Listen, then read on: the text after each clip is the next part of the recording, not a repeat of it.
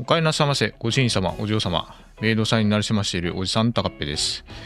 今回このアングルでお送りしているのは、こちら、パンクワークショップの、PWS-FS30 アーケードファイトスティックの、スプリングレバー版ですね。こちらのレビューをしたくて、ちょっと動画を作ってみました。でですね、こちら PS5 対応版となっております。1週間ほど使い始めたんですけど、その点でね、気になったね、良かった点と、個人的に、悪かったねというか、ここがこうだったなっていうのとかいろいろありましたんで、そちらのレビューをお伝えしていければいいかなと思っております。でまず外観からなんですけど、まず特徴なのがね、この多ボタンレバーね、8ボタンプラス2ボタンで10ボタン、配置されています。あとはこの、特徴的なね外観の、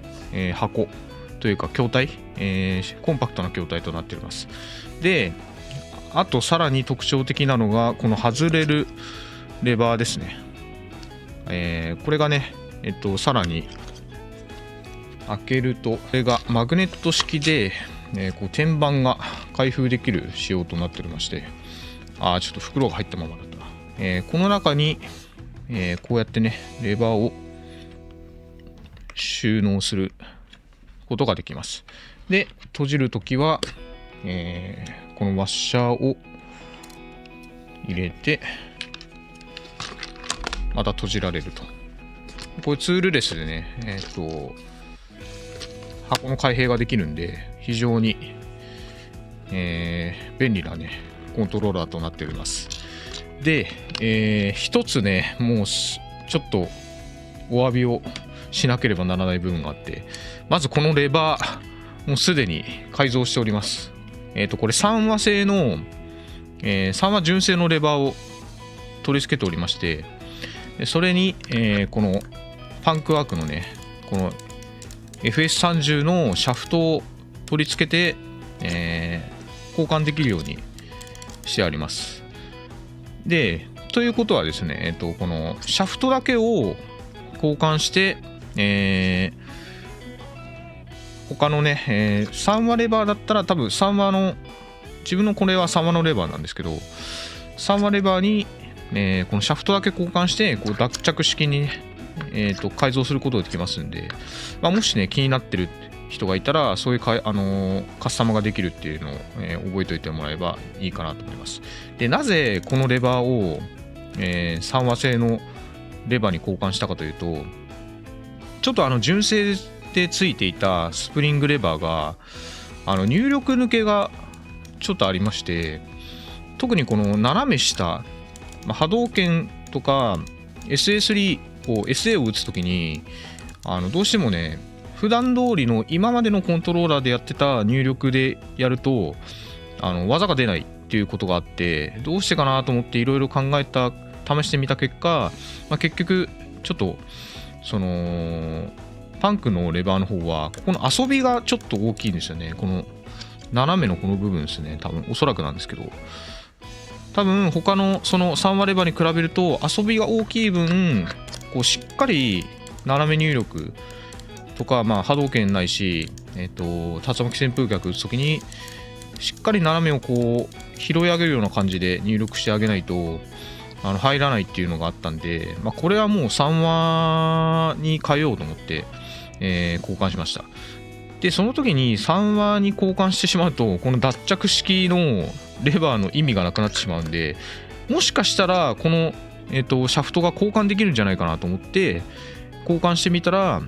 3話のレバーにそのままついたんで、そのままなんだろうな、このアケコンのいいところを使えるっていう。なんでレバーはもう3話製に交換してあります。であと良かった点は、まずこの箱ですよね。ツールレスでパチッと、これで気をつけなきゃいけないのがここの配線があるんですけど、これ挟まないようにちょっと中に押し込んで蓋をすると。で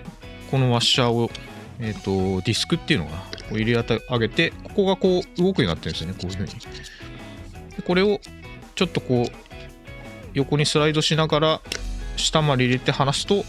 ックがかかるという感じで、これがね持ち運びにすごい便利っていうことで、やっぱ持ち運ぶ時にこのレバーが飛び出してるとすごい持ち運びづらいんで、中にねこうやって収納できると非常に持ち運びやすいってことで、ここがねそのパンクのこのレバーの特徴かなと。でもう一つね、で今回は自分は、このボタンのサイズ、普通の 30mm サイズですね、よくあるそのゲームセンターにある、古来からの、ボタンサイズにしました。でそれは自分がこのサイズに慣れてるっていうのと、ちょっとね 24mm 小さいサイズが合わなかった時はどうしようって感じだったんで、従来のね 30mm サイズにすることにしました。であとやっぱ特徴なのがこのボタンですね。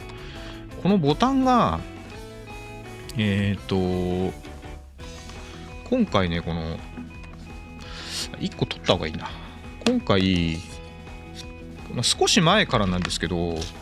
そのパンクワークショップの PWS ブレイズっていうボタンになってまして、これ取れるんですよね。でそうだこっちがサイドのここの配線につながってるのがオプションボタンとかスタートボタンの配置のボタンで、この左側にまた4つついてるんですけど、これは全部予備になってます。だからこっち側ですね、こっち側とかそのボタンがもし壊れた時にすぐ交換できるっていうメリットがあるんで、これは最初からその予備ボタンがついてるのは嬉しいところですよね。でこのボタンがですね、一番のその自分の合わなかった点というか、もうすでにこれを交換しようかなと思ってるんですけど、この PWS ブレイズっていうボタンがロット、最近のロットからこれに全部変わったんですよね。でこれが見てもらうと分かるんですけど、本当にこの見えるかな、ほとんどへこまないというか出っ張ってないんですよね。でちょっとサンプルで見せるんですけど、これが3話の純正よくある純正ボタンなんですけど、ちょっとカメラアングルが難しいな。もうこの薄さ、こっちの3話のボタンはこれだけこうストロークがあるんですけど、こっちの PWS ブレイズはもう押してるか押してないか分かんないんですよね。ほとんど出てない。で、押し心地に関しては、他の方のレビューでも見たんですけど、例えるならゲームセンターのアーケード筐体のボタンのこの3話ボタンとかですね、これが潰れた状態のボタンを押している感覚に近いですね。あとは、PS5 とかにあるのコントローラーとかにあるタッチパッド、あれを押してる感覚に近いんですけど、多分もしかしたらあれより押し感が少ないですね。ただ静音性とかはすごいいいんですよ。あとレスポンスもめちゃくちゃいいんで、これほとんどね多分こう音しないんですよね。こうパチパチ押しても。こっちが3話のこれでも静音のボタンなんですけど、3話静音ボタンでもこうパチパチ音がするんですけど、これほとんどこう弾いた時にちょっとパチパチ音がする程度なんで、静音性に関してはだいぶ静かなんじゃないかなと。あとはレスポンスなんですよね。レスポンスもこう押した感じはないんですけど、ちょっと乗っけたりしてへこむともうすぐ反応するんで、レスポンスはすごいんですよね。反応はめちゃくちゃいいボタンです。ただ反応が良すぎるがゆえに誤爆が誤爆する可能性がある。自分はルーク使いなんですけど、それで困ったのが押してるのに押した感じがわからないんでタイミングが取れてないんですよね。ルークだとフラッシュナックルのジャストナックルとかあるんですけど、こう押して離してっていうその離すタイミングでジャストタイミングが決まるんですけど、押した感じがまずわからないんで、いつ離していいかっていうのをもう画面で見るしかないというか、タイミングで測りづらいんですよね。あとはジャストパリがすごい取りづらい、個人的な意見ですけどね。っていうのがこのボタンのちょっと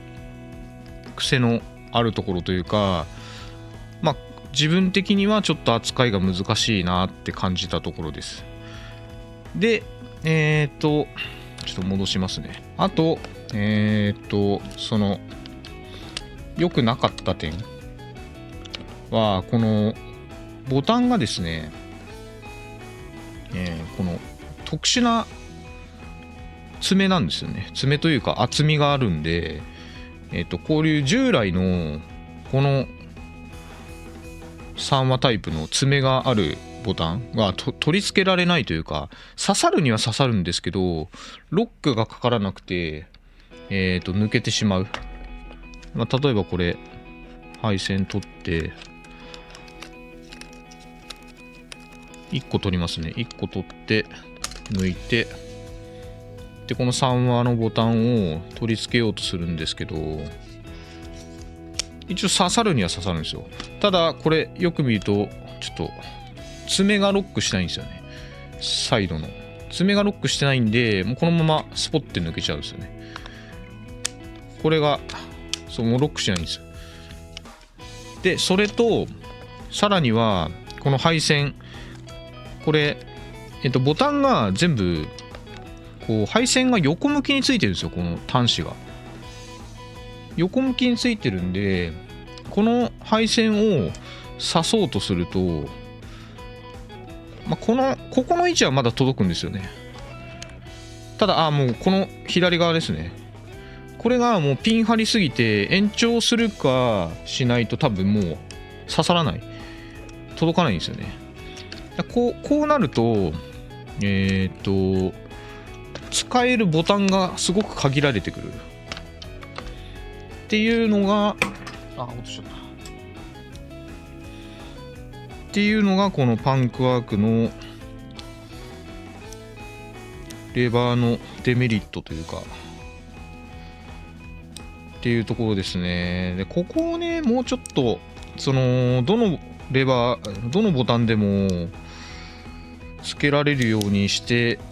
くれたら、もう100点満点というかのボタンでしたね。ボタンじゃないや、アケコンだったと思います。なので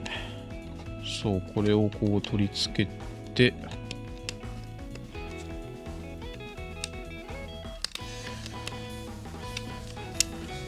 取り付けて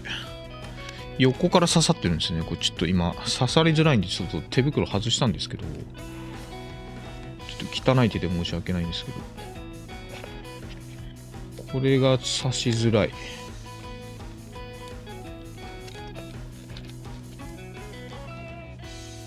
で実際にこれで蓋をして、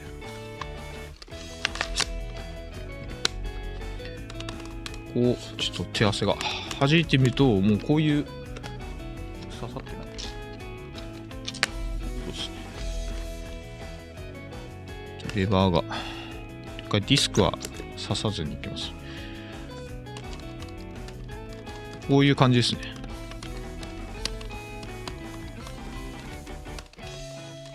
でさらに自分はキャンセルラッシュをパリボタンで、ここ自分パリボタンにしてるんですけど、パリボタンで押すんじゃなくて中押しで、中パンチ中キック同時押しでやるんで、中足が刺さったらこういう感じでこの縦こう2つをこういう感じで押すんですけど、押した感じが分かりづらいのですごい指が疲れるんですよね。あと盛り上がってないから、だいぶこう指をこう反って押さないといけないんで、今までの3話のボタンだったらそんなにこうしっかりバーンってこうやんなくても反応してたんですけど、このボタンの場合はね、ちょっと癖があるので逆に手がすごい疲れる、手首とかすごい疲れてたんで、ちょっとその辺が厳しいかなって思いましたね。あともう本当にこうちょっと触れただけで反応してしまうんで、このボタン配置によっては、例えばここにインパクトを、設定するとこうやってインパクト来るって構えてるんですけど、ちょっとこう触れちゃっただけでもう絶対反応しちゃうんで誤爆しちゃうんですよね。で今までは、自分はこの8ボタン配置の時はここパリインパクトだったんですけど、この多ボタンによってここパリかインパクトどっちかにしようかなと思ってたんですけど、今のところちょっとここをこう添えてると押してしまうんで、結局ここに戻そうかなっていう考えてます。でパリもここにしようかなっていう。でこの2つは何に使うかっていうと、投げボタン、特にこっちに投げボタン設定しようかなと思って、バーンアウトした時とかにこう投げをここで押そうかなっていう。相手がインパクト打ってきた時にやっぱ同時押し、ここ同時押し、弱々同時押し投げよりはこっちの方がいいかなって思ったんで、ここに投げを設定しようかなって思ってます。あれ、付属物忘れたんですけど、まずこの本体と、あとこの袋が入ってて、でこの中にですね、ちょっともう手がめんどくさいからやっちゃう。この中にまずこのなんつったらいいんだろうな、これレバーのスイッチを交換したい時に使う、ベースが一つ、それとあとこのボタンって、キャップを外せるんですよ。でこのキャップを外すためのここに引っ掛けてこうパチって取れるんですけど、キャップを外すためのヘラと、あとマイクロスイッチ、この中にこういうすごい小さいスイッチが入ってるんですよね。このスイッチの交換用のスイッチが12個ぐらい入ってるのかな。それとあとこのちっちゃい細いドライバーマイナスの、これはおそらくなんですけど、このレバーボール交換するときにここに穴が開いてるんですよね。ここに穴に刺して、これこうやって空回りしちゃってレバーボール取れないんで、ここでこういう感じで穴に引っ掛けてあげて、これでロックされるんで、これで回らないようになるんで、これで外して、でレバーボールを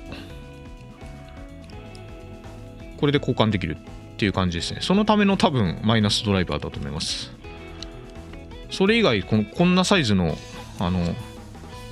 ネジ使ってる部分がないんで、これが入ってると。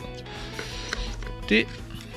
あとは最後にディスクかな。ディスクが2枚入ってますね。これと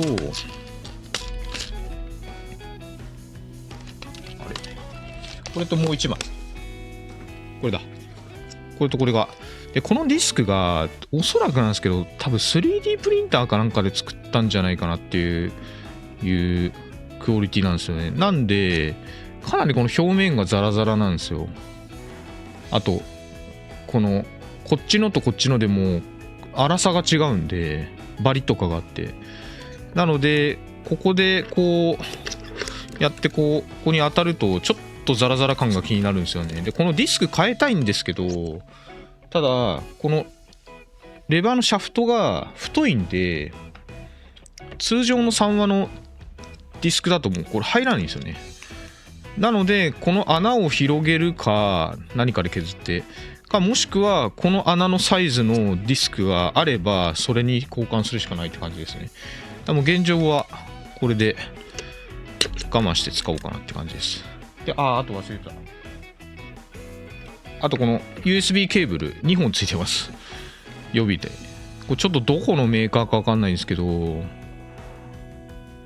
MYXIAN って書いてあってっていうメーカーのケーブルが2本ついてます。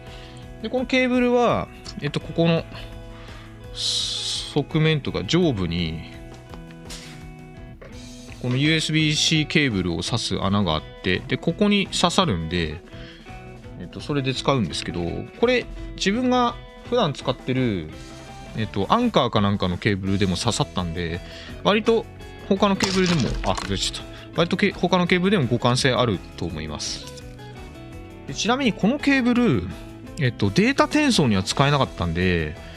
このアケコン専用なんですけど、その転送速度に関してはちょっと測ってみないと分かんないんで、ちょっと割愛するんですけど、普段使ってるそのコントローラー用のパッド用のケーブルが、ポーリングレートっていうその転送速度の、1000にポーリングレート 1000Hz だったっけな、それに対応してたんで、そのケーブルが刺さったんで、多分転送速度は問題ないと思うんですよね。その入力してから反応するまでの時間みたいなのが。それが使えてたんで大丈夫だと思うんですけど、こっちの純正ケーブルはどのくらいの速度が出るかちょっと分かんないんで、今後もし機会があれば試してみようかなと思います。で、あと1個忘れた。このレバーなんですけど、これ3月、現時点で2025年3月末なんですけど、この3月末発送分の、このコントローラーから、ここの段差がなくなったんですよね。この根元、レバーボールついてる部分だけなんで、前はこの真ん中ら辺から段差があったんで、例えば、こう、ハサミ持ち、ワイン持ち挟んで、こう指で挟んでプレイする人だと、この段差が気になってすごい使いづらいっていうレビューがあったんですけど、その点に関しては、ここ段差がなくなったんで、こういうハサミ持ちする人にも、多分問題なく使えるんじゃないかなと思います。で自分はもうかぶせ持ちなんで、全くその旧式のレバーシャフトでも問題なかったんですけど、今回ね、その3月ロットからこのレバーシャフトに変わってると思うんで、ハサミ持ちの人はこれでも大丈夫だと思います。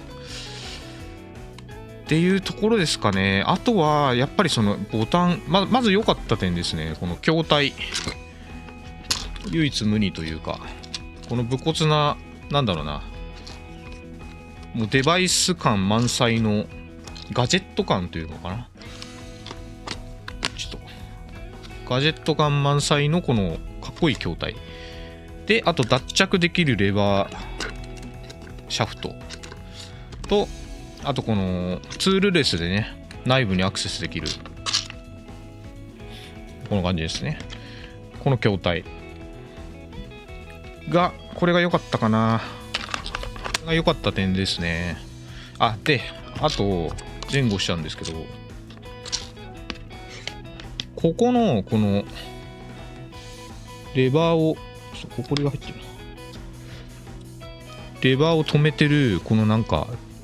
パーツ、これ本当両面テープでくっついてるだけなんで、多分思いっきりやれば取れると思いますけど、簡単には取れないんで大丈夫なんですけど、本当これ両面テープでくっついてるだけです。逆にこういう筐体であれば、こういうなんつうんですかね、こういうパーツがあれば、こうやってレバーを収納することもできるんですよね。でこれがPS5 用のブルック基板になってます。あとここも簡単に外れるんで、レバーの交換はあとですね、そのレバー交換するにあたって、ここが六角になってるんで、例えばこういうね、六角レンチ、これ自分は100均で買ったんですけど、ちなみになんだっけな、キャンドゥっていう100円ショップで買ったんですけど、これの3番目ぐらいのやつで、これでこう六角を差し込めば、外れます。ちょっとここ外すの嫌だな。下がいいな。ここでこう1個だけ外しますね。ここだけ外します。でこれが、ただこれが木ネジタイプなんで、こういう、ちょっと映るかな。そう、こういう木ネジタイプなんで、これ何回も取り外ししてると、もしかしたら緩むんじゃないかなって心配はしてますね。若干もう緩くなってきてる感があるんで。で、あと、このレバーを固定している土台が、これがもう完全プラスチック製なんですよね。これプラ製なんで、ちょっと合成感は弱い。全然揺れないんですけど、ちょっとねこれ剛性が弱い、まあきしまないとは思うんですけどね、全然こうがっつり固定されてるんで、もしかしたら剛性に響くかもしれないですね。そんなところですかね。で、あともう取り付けてしまったんですけど、後ろに滑り止めもつけております。この滑り止めもね、ちょっと待って、このひっくり返すと、この滑り止めパッド、これも最初からついてるんで、これはもう自分で貼ったんですけど、このパッドも付属品で入ってますんで、これつければ滑りにくくなるんで。で、あとここあれですね、通常の3話レバーとかに使うときにこのレバーを交換するときに回転しないように固定するための穴開いてるんで、これでレバーボールも簡単に交換できます。そんなところですかね。あとはこの表面がねマットなんで、手汗がこうでツルツルで滑りにくいっていう。ただ指紋はついたり、指紋もそんなつかないですね。これ自分の手汗がすごいんでこうもあったような気がしますけど、ただマットなんでちょっと傷がつきやすい。もう若干もう自分傷ついてるんですけど、ただね結局アケコンなんて使ってるうちになかなか傷だらけになっちゃうんで、その辺は仕方がないかなってところですね。っていう感じですかね。やっぱりこのボタンが個人的にはすごい癖のあるボタンっていう感想なんで、押し感がほんとないんで、押せてるかなっていう感じでプレイしてるんで、すごい力んじゃうんですよね。めちゃくちゃ力んじゃうんで、それが逆に疲労感につながるのと、タイミング押しするような場面が出てくる、パリーとかジャストパリーとか、インパクトは大丈夫だと思うんですけど、球をジャストパリーするみたいな場面とかっていうのはタイミングが逆に取りづらいんじゃないかなって感じましたね。取りづらいって感じたというか、自分はそういう感想でした。あとはそのルークとかのね、そのジャストを取るタイミングが取りづらい、押せてんのかなっていう感じで、あとはもう不意に指が触れてるだけで反応するんで、こうやって添えてて、例えばこの辺がこう押しちゃったりすると OD が暴発したりとか、あとこう指をここに添えてるとこれでこう乗せただけで反応するんで、インパクトがこう設定すると化けちゃうんで、インパクト暴発とかそういうデメリットもありません。だから反応が良すぎるがゆえに発生するデメリットもあるっていうのはちょっと感じました。っていうのが感想ですかね、このレバーの。それを踏まえてもこの筐体のかっこよさとね、あと重さもそんな軽くはないけど重くもないんで、ちょうど2キロないくらいだったはずなんで、持ち運びにはすごいいいと思います。あとコンパクトなんでね、すごいほんと持ち運びには優れたコントローラーだなと思います、アケコンね。あとこうサイドにこうボタンがついてるんで、普通はねこの上部とかについてるんですけど、ここでホームスタートボタンとかに押すんで、慣れないと最初ここに手がいかないんですけど、その対戦中オフ対戦とかね、もう不意に押したりすることがないんで、それは心配ないのかなって感じですね。で、今後のその運用方法なんですけど、このボタンをまず交換したいんで、いろいろ悩んでたんですよね。でまずネジ式タイプのこういう爪のタイプじゃなくて、ここはネジになっててネジで固定するタイプのボタンがあるんですけど、でもそれもこういう風に端子が縦に出てしまってるんで配線が刺さんないっていうその懸念があるんで、ここでいろいろ探してたら、このブレイズのパンクのブレイズにすごい似てるちょっとなんだろうな、オマージュというかそういうボタンがあったので、それをちょっと検討してみようかなと思ってます。そのボタンさえ克服できれば、ボタンの問題さえ解決できれば、すごいいいこう相棒になるんじゃないかなって思ってるんで、まあその辺はちょっと今後に期待というかですかね。で、あれか、レバーボールなんですけど、最近使ってるのが、で、ちなみに、このレバーボールのサイズなんですが、まあ普通に、こう測ると、34.9 なんで、ほぼほぼ35。ただこの表面が、ちょっとね、普通の3話のボールより、だいぶツルツル度があるんで、ちょっと汗かくとベタつくんですよね。ベタつくんで逆に張り付くみたいな。こう、ツルツルした面に、こう手で直接触ると張り付くので、その感じがあるんで、それがちょっと慣れないって人は、まあこういったね、なんつったらいいんだ、マットな、こうシルキータッチのレバーボールって言うんですけど、まあ、こういうのに変えるのもありかと思います。まあレバーボールはね、ほんと簡単に交換できるんで、好みのが取り付けられてます。自分はこの、今、レビュー用にこれつけてるんですけど、まあ、本来はこっちの黄色いのを使ってます。っていうところですかね。はい、以上がですね、パンクアークショップ新型アケコンの PWS FS30 アーケードファイトスティックスプリングレバー版の、レビューとなります。総評としましてはね、すごい満足のいく、所有欲が満たされる、アケコンだったと思います。まあ、今後もね、これで、大会出たりね、配信でプレイしていきたいと思いますんで、よろしくお願いいたします。で、やっぱりね、このボタンがね、ブレイズのボタンがすごい多分、好みの分かれるボタンだと思うんで、前に出てた、パンクアークさんの PWS プロのね、V1 と V2 ってボタンがあったんですけど、それはだいぶストロークがあるボタンなんで、まあ、そちらをね、再販していただけたら嬉しいんですけど、まあ、もしかしたらもうこのブレイズでね、統一して今後は、これを売っていくっていう多分、もしかしたら考えだと思うんで、まあ、できれば、過去のボタンね、再販していただけるととても嬉しいんですけども、まあでもこのボタンをね、刺さる人にはすごい刺さるボタンだと思うんで、まあ、今回自分にはね、合わなかったっていうだけなんで、まあ、今後ね、このボタンに交換して、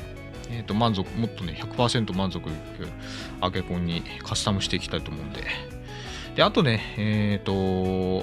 ストリートファイター6の、配信をね、やってまして、こちらのチャンネルでやってますんで、まあ、配信した際は遊びに来ていただけると嬉しいです。で、あとね、よかったらチャンネル登録と、高評価よろしくお願いいたします。では、今回はこの辺で終わりたいと思います。最後の挨拶で締めたいと思います。ご主人様、お嬢様、いってらっしゃいませ。ではでは。